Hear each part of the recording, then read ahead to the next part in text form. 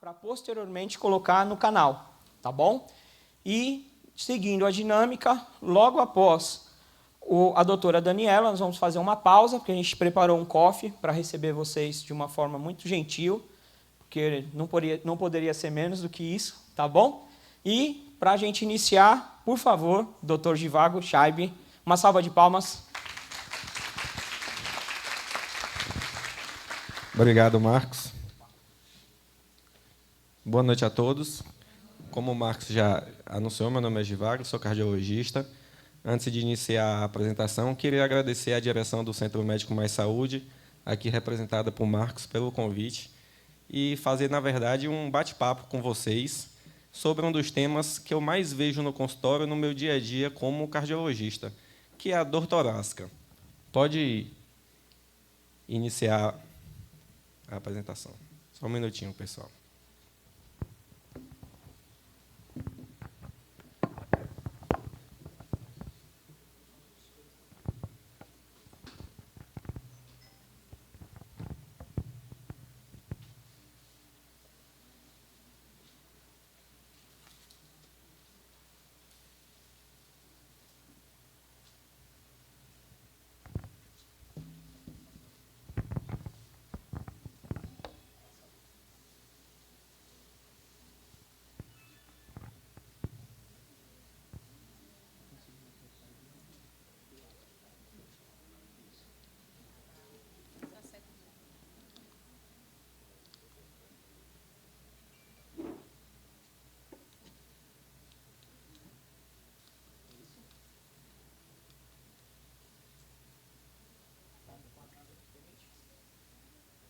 Pronto. Deixa eu ir.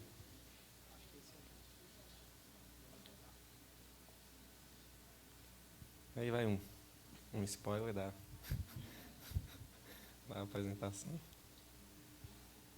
Pronto. Então, pessoal. Podemos?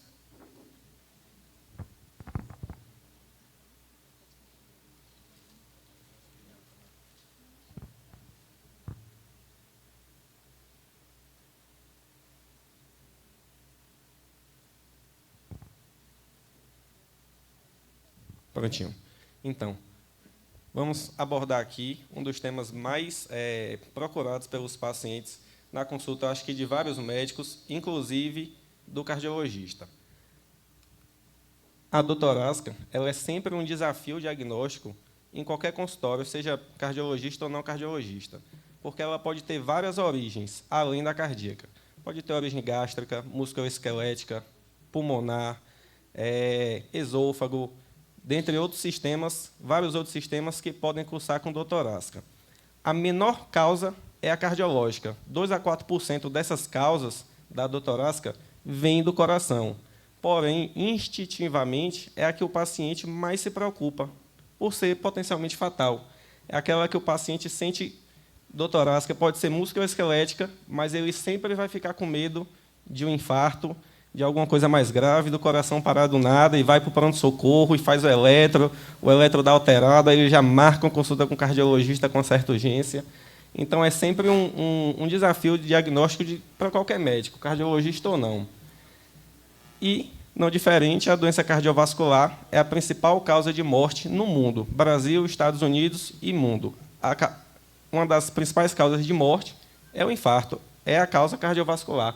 Por isso que, instintivamente, o paciente fica preocupado por qualquer dor, principalmente aqui do lado esquerdo do peito. Quando a gente aborda a dor torácica no consultório, a gente diferencia ela em causas cardíacas e causas não cardíacas. As causas não cardíacas irão ser abordadas no segundo momento. Eu vou me abster aqui das causas cardíacas, principalmente das causas isquêmicas, que é a que mais preocupa e é a que é mais comum no consultório. De causas não isquêmicas, nós temos principalmente essas três. Doença valvular, por exemplo, um paciente com estenose aórtica pode cursar com dor precordial, dor torácica.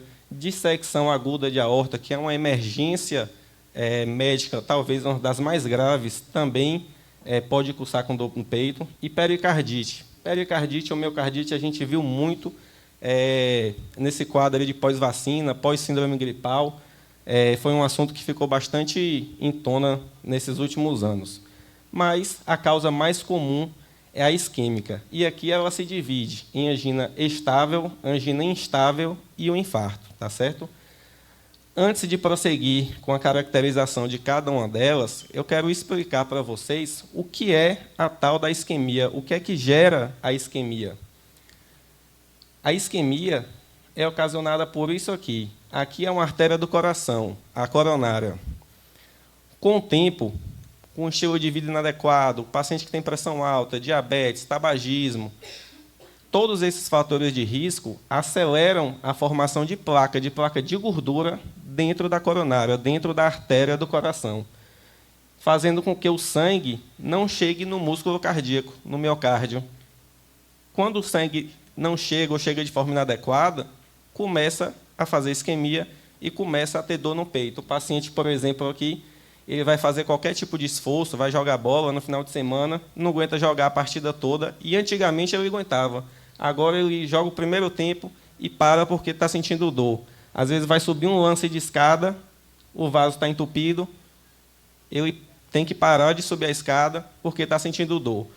Quando fica de repouso, a dor passa e ele volta a subir a escada. Aí volta a sentir dor e aí ele fica preocupado e vai buscar o cardiologista. É isso aqui que acontece dentro da coronária, que é o vaso do coração. Um dos exames que a gente acaba pedindo, esse exame, para quem nunca viu, é o cateterismo cardíaco, é um dos exames diagnósticos para detectar esse entupimento. Eu quis trazer ele para vocês verem como é que o cardiologista vê esse entupimento na prática. A gente não vê esse desenho bonitinho, a gente vê esse exame. Aqui à esquerda, eu mostro para vocês as duas principais artérias do coração. Uma das principais, a descendente anterior, a circunflexa, e aqui a coronária direita. Nós temos essas três artérias no coração. Aqui a gente não vê nenhum ponto de obstrução, é um cateterismo normal. Aqui, até quem não é acostumado a ver, está vendo que aqui tem um ponto de obstrução importante. É isso aqui que vai causar dor no paciente. É isso aqui que o paciente vai sentir a dor no peito quando ele fizer uma atividade física. Às vezes, o entupimento é tão importante que, até em repouso, sem fazer atividade física nenhuma, o paciente tem dor torácica de origem cardíaca, de origem isquêmica. Essa aqui é normal, essa aqui é o ponto de obstrução. Então, quando eu falo em isquemia, é isso que está acontecendo. O médico, quando recebe essa queixa do paciente de dor torácica, ele tem que caracterizar se a dor é típica ou se a dor é atípica. Tem muito paciente que vem no consultório com a dor no peito, mas foge muito do coração. O médico, de cara, já sabe que a probabilidade de ser cardíaco é baixa. Então, a gente vai primeiro quanto à localização. Normalmente, a dor torácica de origem cardíaca e de origem isquêmica se localiza na região do pré-córdio, do lado esquerdo. Normalmente, em relação ao tipo, ela ou aparece como se fosse uma queimação, ou aparece como se fosse um aperto. Às vezes, os pacientes falam, doutor, é como se tivesse alguém pisando no meu peito, como se tivesse alguém esmagando o meu peito. São as duas formas mais típicas de dor torácica, ou em queimação ou em aperto. Em relação à duração, pode durar ou menos de 10 minutos ou mais de 10 minutos. Aquelas dores que o paciente fala, doutor, dura poucos segundos e vai embora, ou então dura o dia todo, eu passo o dia com dor no peito. Isso já afasta a gente do diagnóstico. E fatores de piora ou alívio, principalmente esforço físico. Quando o paciente faz esforço físico, que vai gerar uma demanda de sangue maior para o miocárdio, e se tiver um entupimento, o paciente vai sentir dor. Então, a dor típica piora com a atividade física e melhora com o repouso, porque aí o sangue volta a chegar da forma que tinha que ser. Então, a dor típica é uma dor localizada na região precordial, que é do lado esquerdo do peito, ou em aperto ou em queimação, com duração aproximada de 10 minutos e que piora com esforço físico. Essas são as características de uma dor torácica de origem cardíaca isquêmica típica. Fora isso, são dores de forma atípica. Quando a gente faz essas perguntas para o paciente, isso vai nos direcionar a qual exame pedir, porque aqui eu já classifico a minha dor em tipo A, B, C ou D. A dor tipo A é a dor definitivamente anginosa. Angina é o nome que a gente dá para dor no peito de origem cardíaca. A dor tipo A, definitivamente anginosa, ela preenche todos esses critérios que eu acabei de falar. A dor tipo B, ela é provavelmente anginosa. Ela não preenche todos, mas ela preenche a maioria. Então, o médico já fica tendendo a acreditar que é mais origem cardíaca do que não cardíaca. A dor tipo C, ela é provavelmente não anginosa. É aquela dor que fica em cima do muro. Às vezes o paciente fala que é uma dor em aperto, aí você realmente é uma característica típica, mas dura segundos, aí você já volta para trás, dura segundos, já não é tão típica, mas piora com atividade física, tem características ora típica, ora atípica. E a dor tipo D é a definitivamente não anginosa, que é o paciente que chega para a gente no consultório, doutor, eu sinto uma dor no peito, mas é do lado direito, não tem relação com esforço físico, dura segundos ou dura o dia todo, quando eu tomo um chá de alguma coisa, melhora. Aqui você já sabe que definitivamente não é de origem cardíaca. Então, a gente, no consultório, tem que fazer esse tipo de caracterização e fazer uma dessas classificações, porque isso aqui eu vou diferenciar se é angina estável, instável ou infarto e vai direcionar os exames complementares que eu vou pedir. A angina estável é aquele entupimento na coronária que ocorre ao longo do tempo. Então, o paciente vai se queixar de uma dor que piora aos esforços. Por exemplo, quando fica em repouso, a dor melhora. Já a angina instável e o infarto agudo do miocárdio são situações de emergência médica. Isso aqui é uma síndrome coronariana aguda. Quem vai precisar caracterizar bem isso aqui é o médico emergencista. Isso não chega no consultório. Se chegar no consultório, a gente tem que caminhar imediatamente para a emergência. O que vai chegar para a gente no consultório é a angina estável, a maioria dos casos.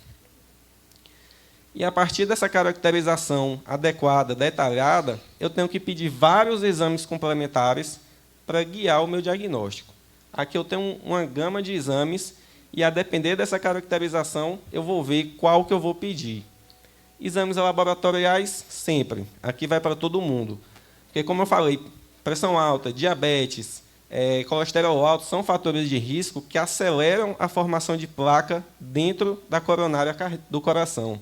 Então, aqui eu vou incluir um hemograma, uma função renal, um colesterol alto, um lipidograma para ver o perfil lipídico do paciente, glicemia de jejum, hemoglobina glicada, já para traçar o perfil do meu paciente. Eletrocardiograma para todos. Aqui vai ter uma apresentação bem variada de eletrocardiograma, vou mostrar para vocês. Raio-x de tórax, ecocardiograma, teste ergométrico, cintilografia, angiotomografia, até o último estágio, que é o cateterismo cardíaco. Qual que eu vou escolher primeiro vai depender muito do perfil do meu paciente. Por exemplo, se eu pegar atender um paciente idoso, 70 anos, hipertenso, diabético, dislipidêmico, tabagista, com uma dor típica, a probabilidade dessa dor ter uma origem cardíaca é muito alta. Então, eu não vou pedir, por exemplo, um teste ergométrico. Eu já tenho que pedir logo o cateterismo cardíaco de cara, logo. Agora, se eu atender um paciente jovem, com uma dor tipo C, ora tem característica típica, ora tem característica atípica, eu não me convenci, ele não tem pressão alta, ele não tem diabetes, eu posso começar por baixo. Posso começar pelo eco, pelo teste ergométrico, por exemplo. O eletro pode ter uma apresentação multivariada. Pode vir desde um eletro normal até um eletro com as alterações de segmento ST, que é um infra, alteração de repolarização, um supra do segmento ST, isso aqui já é um infarto, aqui é uma emergência. Então, eu posso vir de um eletro normal a um eletro alterado. Então, paciente com dor eletro normal, eu ainda não consigo excluir que aquela causa é cardíaca. Outro exame que faz parte da rotina do cardiologista, nos pacientes com dor torácica, é o raio-x de tórax. Aqui eu não consigo diferenciar se essa dor é cardíaca ou não. Mas eu posso ter causas não cardíacas que podem surgir no ecocardiograma. Então, eu peço mais para excluir outras causas do que para me aproximar da causa cardíaca. Outro exame e esse eu faço no meu dia a dia, é o ecocardiograma. É um exame rápido, é um exame barato e inócuo para o paciente. Quase não tem contraindicações, todo paciente pode fazer. Aqui eu trouxe esse vídeo para vocês, mostrando como é um coração normal. O coração tem 4 cavidades. O átrio esquerdo, ventrículo esquerdo, átrio direito, ventrículo direito. Quando o paciente tem alguma alteração isquêmica, daquelas que eu mostrei para vocês no começo, eu vou ter alguma alteração de contração no meu ventrículo esquerdo. Aqui está normal. Aqui todas as paredes do ventrículo batem normalmente. Então, esse paciente aqui tem um coração normal, ele não tem insuficiência cardíaca, ele não tem nenhuma alteração isquêmica que vai me fazer prosseguir com a minha investigação. Aqui, claramente, eu já tenho um alterado. Eu acho que até para quem não é acostumado a ver, consegue ver a diferença para o slide anterior. Aqui, o coração só balança, ele não espessa a parede. A única parede que está batendo é essa aqui. Então, esse paciente aqui, ele provavelmente tem uma insuficiência cardíaca de origem isquêmica. Se o paciente vir para mim no consultório com dor torácica e eu recebo esse ecocardiograma, eu tenho que pedir imediatamente o cateterismo cardíaco dele. Com certeza. Essa parede aqui não está batendo. Essa parede aqui não está batendo. A gente só vê o movimento, o balanço delas, porque o movimento do coração varia muito com a respiração. A única parede que está batendo adequadamente é essa. Então, esse é um exame completamente alterado. Outro exame que a gente também pode pedir, que é rápido, barato, quase não tem contraindicação, é o teste ergométrico. O teste ergométrico nada mais é do que uma simulação de atividade física com o paciente monitorizado, tanto para ver a pressão, quanto fazer um eletrocardiograma ao vivo. Qualquer alteração que surja, que apareça durante o esforço, qualquer alteração dessas, o médico vai interromper o exame e vai ser um teste positivo para isquemia.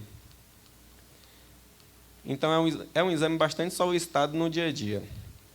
Outro exame mais complexo é a cintilografia cardíaca. Esse já faz parte da medicina nuclear, não é todo lugar que faz, tem que ter um médico habilitado para laudar. Basicamente, o paciente é injetado via venosa um radiotraçador que vai fazer essas imagens cardíacas e o cardiologista vai interpretar se tem isquemia ou não, se o sangue está chegando por completo no coração ou não. Então, um paciente também com dor torácica tipo B, tipo C, que não convenceu um médico, mas eu quero pedir um exame mais detalhado para detectar isquemia nesse paciente, eu posso abrir mão da cintilografia. É um excelente exame que dá vários outros parâmetros prognósticos também para o meu paciente. Esse exame é um exame mais recente. Eu acho que ele está sendo bem mais utilizado nos últimos 10 anos. Até então, ele era bastante subutilizado. É a angiotomografia de coronária. Aqui eu tenho uma reconstrução 3D e aqui eu tenho a descendente anterior, uma das principais artérias do coração. E a gente vê claramente um ponto de obstrução. Claramente. Esse paciente aqui, eu tenho que evoluir para o cateterismo, até para ver o que é que eu vou fazer com essa obstrução, se eu vou desentupir ela ou não. Isso aqui vai dar dor. Com certeza, se o paciente tem dor torácica, eu tenho um achado desse, já descobri de onde é que está vindo a dor do meu paciente. Esse exame já é mais indicado para pacientes também de risco intermediário, hipertenso, diabético, que a dor também não me convence muito, que eu não quero pedir um cateterismo logo de cara, eu peço angiotomografia. Se ela vier normal, ótimo, eu não peço cateterismo, eu paro com minha investigação. Se ela vier alterada, eu prossigo com minha investigação até o cateterismo. Talvez o estágio final da investigação da dor torácica de origem cardíaca e isquêmica é o cateterismo cardíaco. Eu acho que todos já ouviram falar desse exame, é um exame que não é realizado em todo lugar, mas é bastante comum. E já desmistificando um pouco, o cateterismo cardíaco ele é um exame, não é um procedimento. Tem muita gente que chega com dor torácica, a gente pede o cateterismo e depois volta para o consultório para a gente interpretar o exame e fala, doutor, depois do cateterismo, acabou minha dor, melhorou 100%.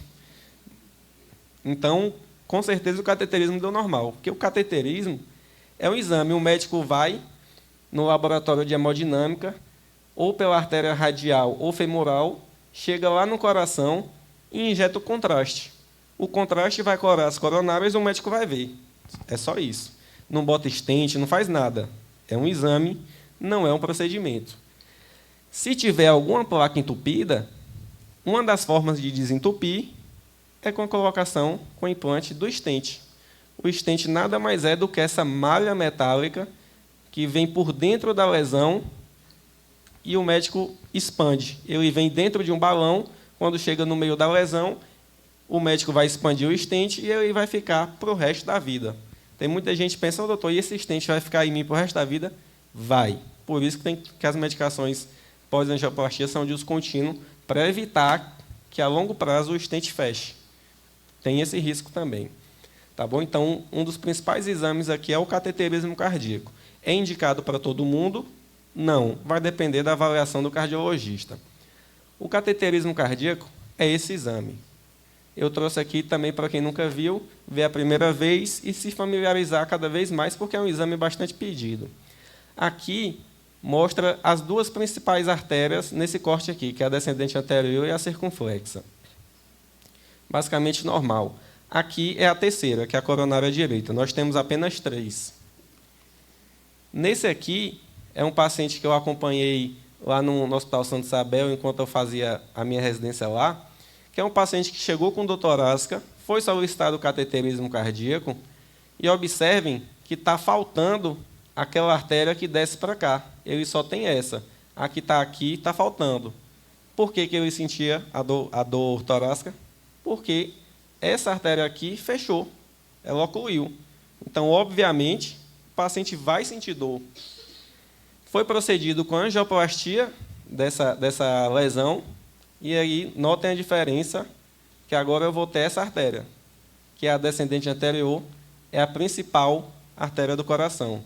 Então, o paciente estava com dor torácica de origem cardíaca, de origem isquêmica, e uma lesão grave na principal artéria do coração, no ponto proximal, porque as coronárias são como uma árvore. Se eu fechar aqui em cima, eu fecho ela toda.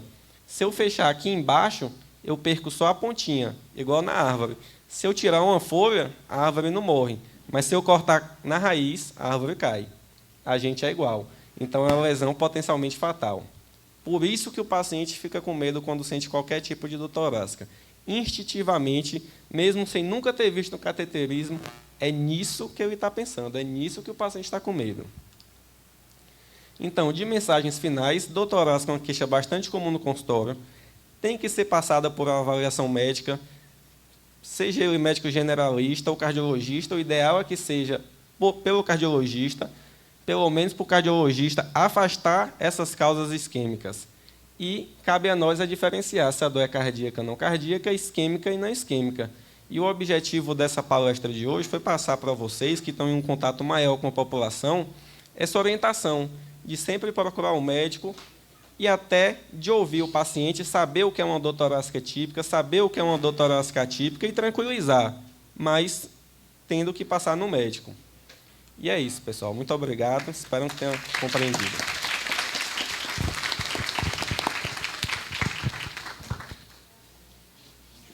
Tudo certo? Tudo tranquilo. Fui chamar tantas palmas.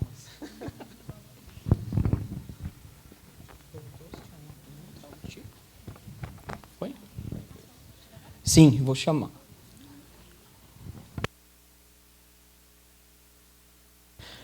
Pessoal, acredito que o tema foi muito valoroso. Acho que todo mundo aí está cheio de pergunta. Eu já mandei uns 4 slides para minha esposa. Vou marcar o check-up amanhã, viu? Inclusive, me levantou uma coisa aqui. Doutor Givago, quais são os dias que o doutor está aqui? A primeira pergunta tem que ser essa. Quais são os dias que o senhor está aqui atendendo Mais Saúde? Toda segunda-feira à tarde e pretendo abrir mais horários aí durante a semana. Em breve, novidades. Doutora Alice, acho que tem uma pergunta.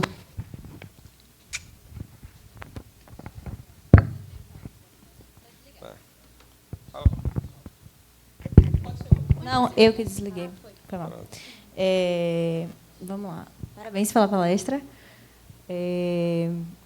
Givago, assim, a gente dividiu as dores, classificou, tudo bem. Uma paciente com dor tipo C, talvez a gente ficaria despreocupado em alguns casos.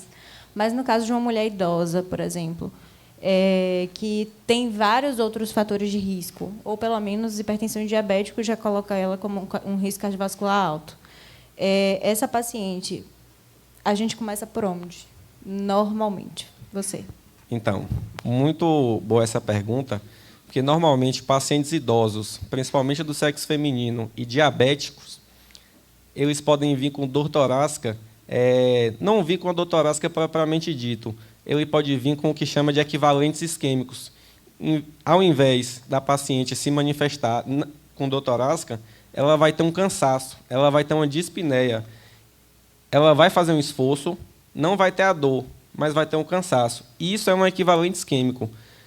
Em se tratando mulher, sexo feminino, idosa, se ela for diabética e tiver outros fatores de risco, hipertensão, histórico familiar positivo, alguém da família já infartou, eu já começaria jogando alto. Pediria, logicamente, exames de sangue, eletro, ecocardiograma e um cateterismo cardíaco, porque a probabilidade pré-teste, que é o que a gente julga antes de pedir os exames, a probabilidade pré-teste dela ter uma doença isquêmica com esses fatores de risco e tendo não uma precordialgia típica ou atípica, mas uma dispneia, que é um equivalente isquêmico, é alta. Então, já pediria um cateterismo. Mais alguém?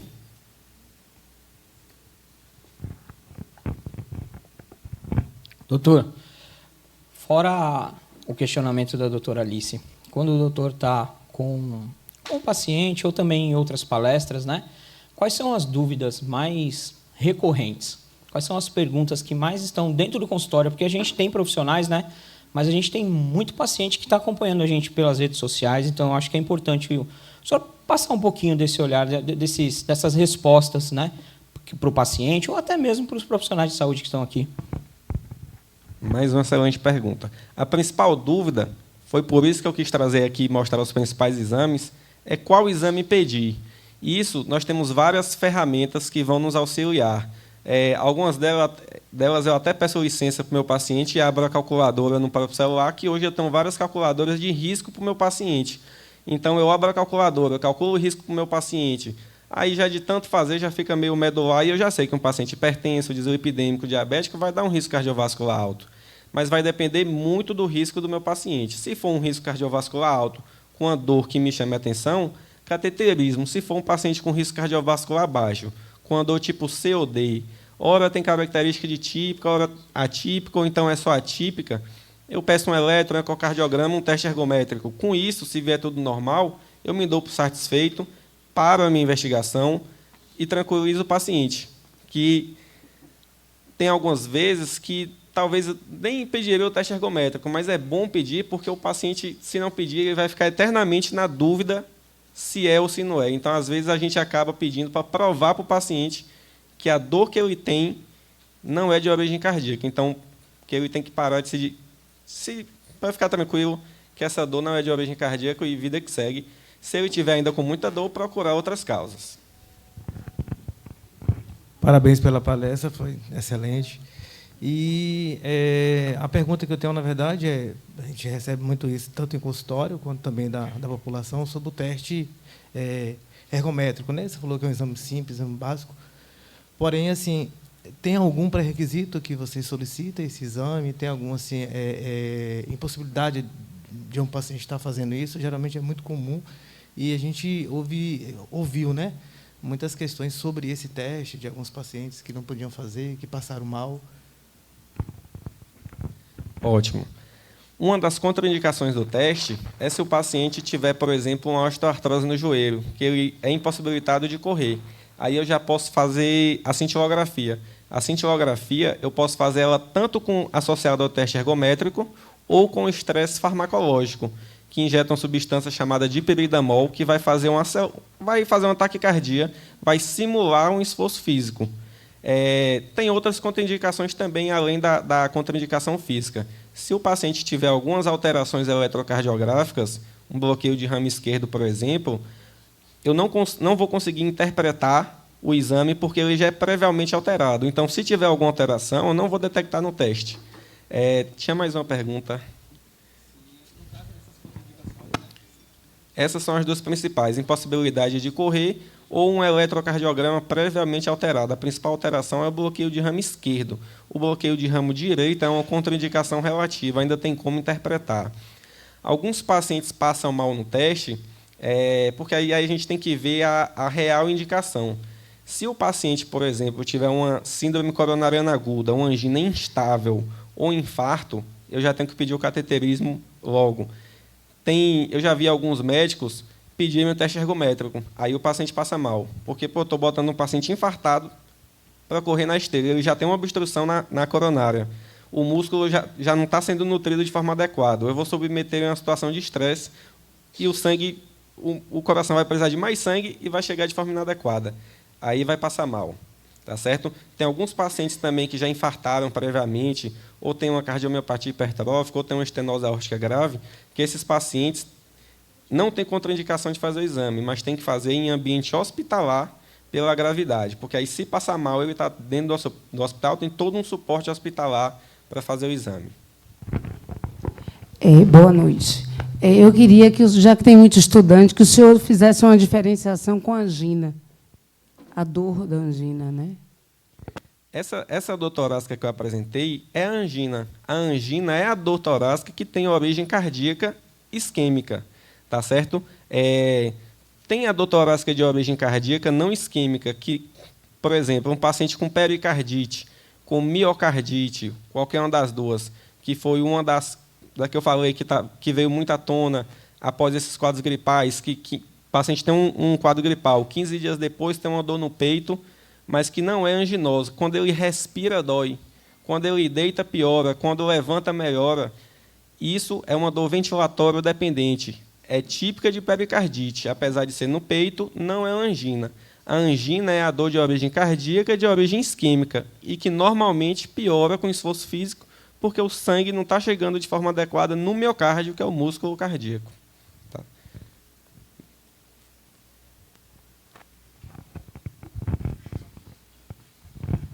Acredito que vão ter mais dúvidas. Eu sempre falo que palestras ela só é o início de uma expansão de consciência. Então, acredito e convido a todos que quiserem conhecer um pouco mais ou que despertou algo aí, como despertou em mim, tá? Segunda eu estou lá, tenho certeza.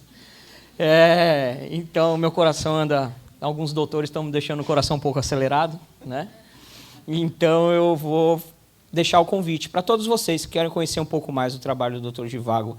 Ele está na nossa unidade avançada, ali na Castro Alves, 64. Então, agora eu convido a vocês reconhecerem essa palestra com uma salva de palmas. Ele vai receber o certificado dos sócios, por favor.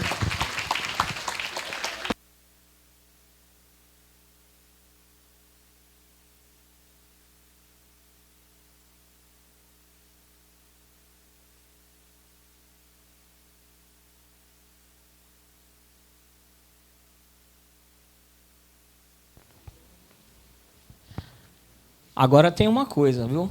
Tava todo mundo perguntando onde é que o doutor Fabrício e o doutor André estavam. Vocês montam um simpósio e some. Isso é feio, né? Concorda? Agora vocês devem uma explicação para o público. Vocês vão me dizer onde é que vocês estavam. Pessoal, boa noite. Eu fico muito feliz aqui que estou vendo muitas caras que estavam aqui no sábado. E a presença de vocês aqui hoje demonstra a importância que está representando esse simpósio aqui para a cidade. Então, nos deixa muito feliz. O motivo do atraso é por uma boa causa. Entendeu? A gente estava em Salvador agora, eu e o André, em busca de melhorias, certo? E aí, com a ajuda do prefeito e da deputada federal Ivoneide, a gente está pleiteando a presença do Planserve aqui para o nosso município pelo Centro Médico Mais Saúde. No sábado, a gente estava divulgando a ampliação do Centro Médico para o hospital, para quem não teve a oportunidade de vir. E eu acho que a presença do Planserve nesse projeto, ele vem somar, e tenho certeza que vai não só ajudar o Centro Médico a promover essa ampliação, mas para as pessoas que são concursadas, né? Os funcionários públicos, não só de Santo Estevão, mas região, poder usufruir disso. É a cidade crescendo, a gente correndo atrás. Eu tenho que agradecer a presença do prefeito, porque ele pediu ao secretário um horário para a gente, foi às 17 horas. A gente estava lá, ele pediu essa audiência para esse tema específico, junto com a deputada, e nos deixou muito honrado pela importância e relevância que é trazer o Plancert para o nosso município. A gente deixou claro que já é uma cidade de 60 mil habitantes, que está cansado de estar procurando Feira de Santana, e que aqui, né, já existe já uma clínica com capacidade de trazer para vocês um serviço de profissionais que vocês estão reconhecendo a cada dia que passa. E a maior prova é a presença de vocês aqui. Então, assim, meu muito obrigado, tá? E vamos continuar, né, Dani?